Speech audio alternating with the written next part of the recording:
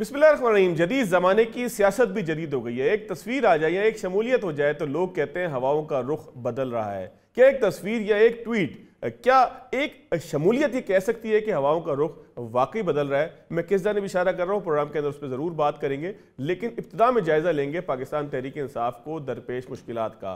सुबह में खुशी थी और शाम में गम में तब्दील हो गया। पाकिस्तान तहरीक इंसाफ अपना इंतखाबी निशान खो चुकी है। बल्ले का इंतखाबी निशान अब पाकिस्तान तहरीक इंसाफ के पास नहीं रहा। आने वाले वक्तों में क्या होगा? पाकिस्तान तहरीक इंसाफ इलेक्शन के अंदर बगैर निशान के अगर जाती है या कोर्ट से रिलीफ मिल जाता है, दोनों सूरतों के अंदर पाकिस्तान तहरीक इंसाफ क्या कारकर्दगी दिखा पाएगी, इस पर भी बात करेंगे। और जिस तरह से मैंने पहले कहा, हवाओं का रुख वाकई पीपल्स पार्टी की तरफ बदल रहा है, उसके हवाले से भी गुफ्तगू करेंगे। मेरे साथ मौजूद है नसरुल्लाह मलिक साहब, सीनियर सहाफ़ी हैं, तज़कियाकार हैं, और साथ साथ मुझे वीडियो लिंक पर ज्वाइन किया नज़ीर लगारी साहब ने, सीनियर सहाफ़ी हैं, तज़कियाकार हैं, और साथ साथ पाकिस्तान के अंदर उन चंद आवाज़ों के अंदर से हैं कि जो बड़ी वाज़े भी हैं और बेलाग तबसरा भी करती हैं, फिर चाहे वो किसी के हवाले से भी हों। लगारी साहब, बहुत शुक्रिया आपका। नसरुल्लाह मलिक साहब, सर आपका भी शुक्रिया। लगारी साहब, इब्तिदा आपसे ही करते हैं। लगारी साहब, पहले ज़रा पाकिस्तान तहरीक इंसाफ का अगर हम जायज़ा लें, माजी में हमने देखा कि तलवार के निशान से तीर के निशान की तरफ पाकिस्तान पीपल्स पार्टी आई, लेकिन शायद उनको भी इतना बड़ा फ़र्क नहीं पड़ा कि वो किसी इलेक्शन में बग़ैर इंतखाबी निशान के जाएँ, आज़ाद उम्मीदवार की हैसियत से जाएँ। तो अगर पाकिस्तान तहरीक इंसाफ को बल्ले का निशान कोई कोर्ट वापस नहीं दिलवाती तो कितना बड़ा उसके लिए नुकसान होगा? माजी से किस तरह से इसको कनेक्ट करेंगे? माजी में तो बहुत कुछ होता रहा। माजी में पाकिस्तान पीपल्स पार्टी को तलवार का निशान नहीं दिया गया था, उनने तीर का निशान ले लिया था। बल्कि इससे पहले और भी एक बड़ा काम हुआ था। ये जनरल ज़िया-उल हक के जब जुल्फ़िकार अली भुट्टो को फांसी दे दी गई 4 अप्रैल 1979 को, तो उसके कुछ अरसे के बाद जनरल ज़िया-उल हक ने इलेक्शन का ऐलान किया कि नवंबर 1979 में पाकिस्तान के इंतखाबात होंगे, मगर वो इंतखाबात सिर्फ वो पार्टियां हिस्सा ले सकेंगी जो इलेक्शन कमीशन के पास रजिस्टर्ड होंगी। और रजिस्टर्ड पार्टियों में जो है वो रजिस्टर्ड, उस वक्त चीफ इलेक्शन कमिश्नर जो थे वो मौलवी मुश्ताक हुसैन थे, जस्टिस मौलवी Mushtaq Hussain chief election commissioner थे। तो उन्होंने पीपल्स पार्टी के लिए अब यह मसला था कि अभी तो भुट्टो साहब की फांसी हुई है और मौलवी मुश्ताक हुसैन ने यह फैसला किया है, अपील जो है वो मुस्तरद हुई, अब जो है वो 4-3 की एक्सरेस से जो है फांसी दे दी गई है। अब हम किस मुंह से जाएं चीफ इलेक्शन कमिश्नर के बाद? तो मोहतरमा बेनज़ीर भुट्टो ने कुछ लोगों को बुलाया था।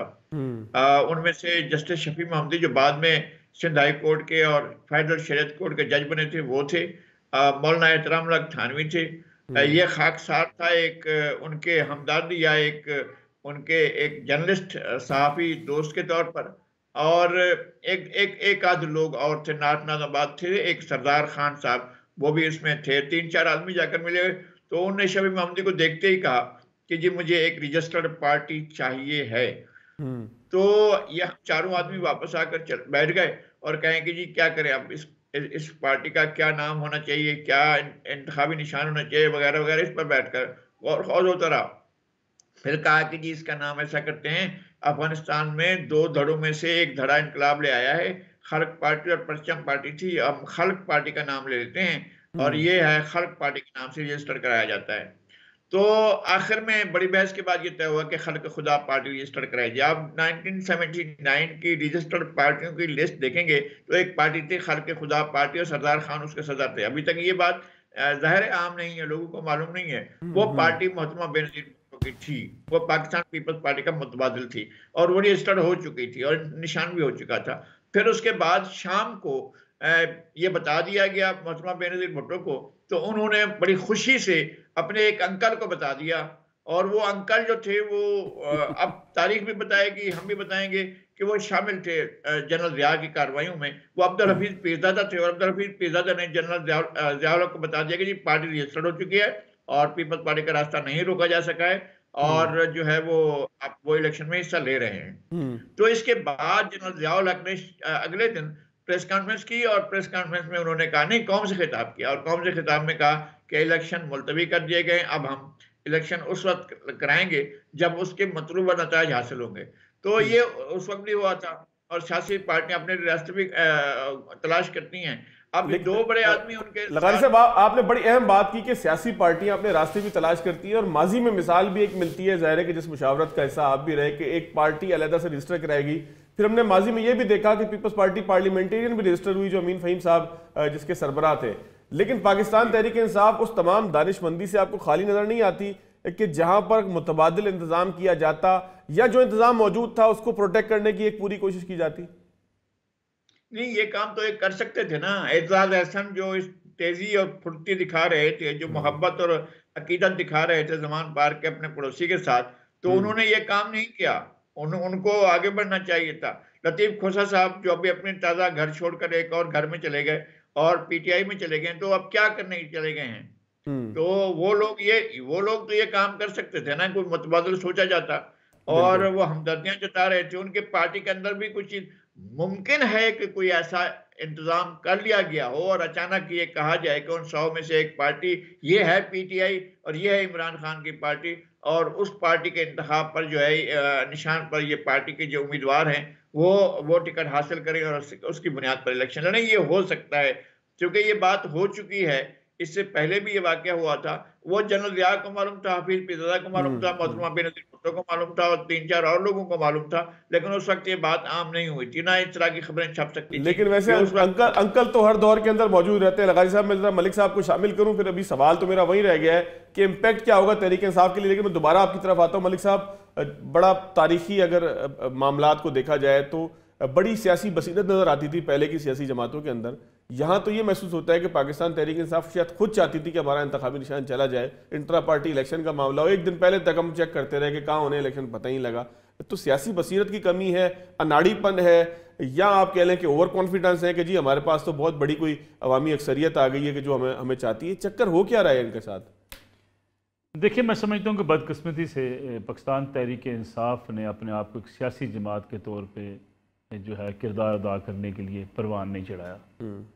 एक फ़ैन फॉलोइंग है, इमरान खान साहब के फ़ैन क्लब है और वो पॉपुलर फ़ैन क्लब है, इसको भी मान लेना चाहिए। ख़ास तौर पे जब से इमरान खान इक़्तिदार से निकले हैं, उस वक्त जो उनका बयानिया, उन्होंने अमेरिका के ख़िलाफ़ एक बयानिया लेकर आ गए, मजहबी टच दे दिया। फिर जिस तरीके से उन्होंने एक जारहाना किस्म की सियासत की, पाकिस्तान में लोग शायद इस किस्म की सियासत को लाइक भी करते हैं।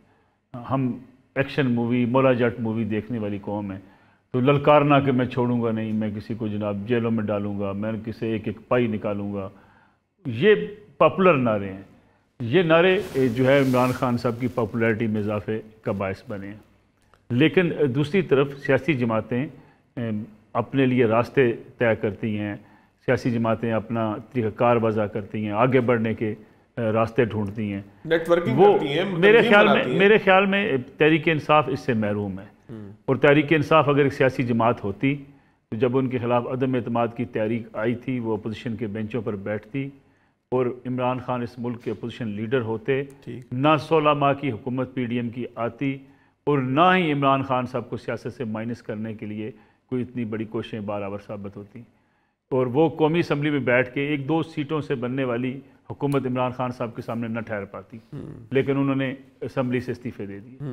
फिर उनके पास 2 सूबाई हुकूमतें थी, पंजाब की और KPK की। 2 सूबाई हुकूमतों के होते हुए उनका कारकुन जो है या उनकी जो फ़ैन फॉलोइंग है वो एक मजबूत बुनियाद रखती थी। उन्होंने दोनों हुकूमतें तोड़ दी और अपने आप को आइसोलेशन में ले जाना शुरू कर दिया।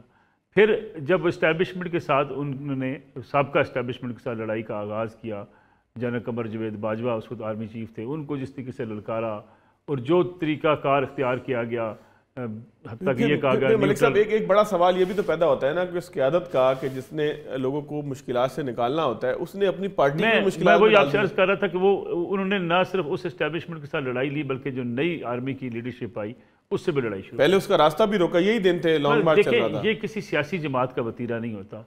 फिर उन्होंने एक और सबसे बड़ा गलत काम किया, वो ये किया कि उन्होंने पाकिस्तान की तमाम सियासी जमातों से लड़ाई मोल।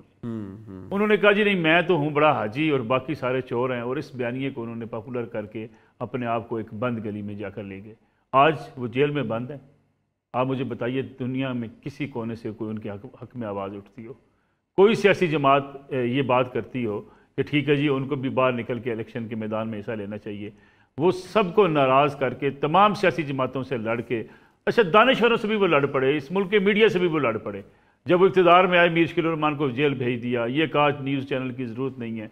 यानी वो एक ऐसे अनोखे लाडले बनकर इस मुल्क की सियासत करना चाहते थे कि जिसके नतीजे में वो अकेले वो गलियाँ हो जान सुन जान विच मिर्जा यार फिरे।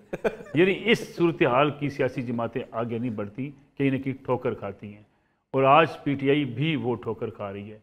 फिर इंट्रा पार्टी इलेक्शन कमीशन से आप लड़ रहे थे, अदालतों के ऊपर आप तबर्राबाजी कर रहे थे, मीडिया को आप रोज़ाना गालियाँ देते हैं। इंट्रा पार्टी इलेक्शन करवाते हुए आप कुछ चीज़ें देख लेते कि भाई आपकी ये गले पड़ सकती हैं, करने की कोई ज़रूरत नहीं है, हमें कौन पूछने वाला है।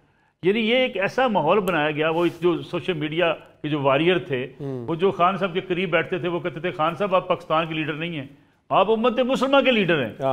यानी आपने पाकिस्तान को आज़ादी नहीं दिलानी, आपने तो अमेरिका को फतह करना है, अक़वाम मुत्तहिदा में जाके भी बड़ा काम आपने अमेरिका को फतह करना है।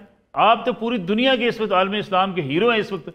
वो ऐसी जो है उनको हवा भरी गई कि वो जो बिलाखिर उन्होंने बम मतलब भी आपकी सारी बात से तो लग रहा है कि ये पूरे एक इख्तिताम की तरफ जा रही है पाकिस्तान तहरीक इंसाफ का जो पूरा चैप्टर जो आपने सुनाया। मैं ये नहीं कहता कि आखिरी बाब इसका शुरू हो गया है, वाकई ऐसा? देखिए तहरीक इंसाफ के मैं खात्मे की बात नहीं कर रहा, मैं कहता हूँ उसकी लीडरशिप ने इतनी इमेच्योरिटी का सबूत दिया है कि उसकी लीडरशिप के लिए मुश्किलात रोज़ बरोज़ बढ़ती चली जाएंगी। दुनिया में कभी ऐसा नहीं होता, जो ये पॉपुलिज्म होता है इसकी बुनियाद पर आप पॉपुलैरिटी तो गेन कर लेते हैं, लेकिन आप इररिस्पॉन्सिबल तस्वर किए जाते हैं। आपको एक मेच्योर आदमी तस्वर नहीं किया जाता, आपकी मेच्योरिटी लेवल चैलेंज कर दी जाती है। वैसे पूरा मलिक साहब ये भी बहस का एक टॉपिक है कि डोनाल्ड ट्रंप से लेके इमरान खान साहब तक और फिर दुनिया में जहाँ जहाँ भी इस तरह के लोग आए कि जो कहते थे पॉपुलैरिटी की बुनियाद पे हुकूमत करेंगे, उनका और उन्होंने सारे मुल्कों के बेड़ा गर्क किया। सदाम हुसैन ने इराक का बेड़ा गर्क कर दिया, कर्नल कज़ाफ़ी ने लीबिया का बेड़ा गर्क कर दिया, सीरिया में जो कुछ हुआ तबाही बर्बादी उनका मुकद्दर बन गई। जापानियों ने क्या किया, यानी जापानी की पॉपुलर लीडरशिप थी, उन्होंने फैसला किया ठीक है जी अमेरिका के नाबैरी बेड़े को उड़ा के रख देंगे। क्या हुआ? उसके बाद आज तक जापान अमेरिका की सिक्योरिटी के मरहून मन्नत है, उनके ऊपर डिपेंडेंट है आज तक। यानी कि पॉपुलैरिटी मुल्क के लिए तबाही का सबब बनती है। लगारी साहब आप क्या कहते हैं, क्या वाकई किसी शख्स की अल्टीमेट पॉपुलैरिटी जो है वो तबाही का सबब बनती है रियासत के लिए? नहीं, पॉपुलैरिटी की अगर बेस होगा तो नहीं बनेगी ना। उसके पास पार्टी ऑर्गेनाइजेशन हो तो नहीं बनेगी। पार्टी कहाँ है?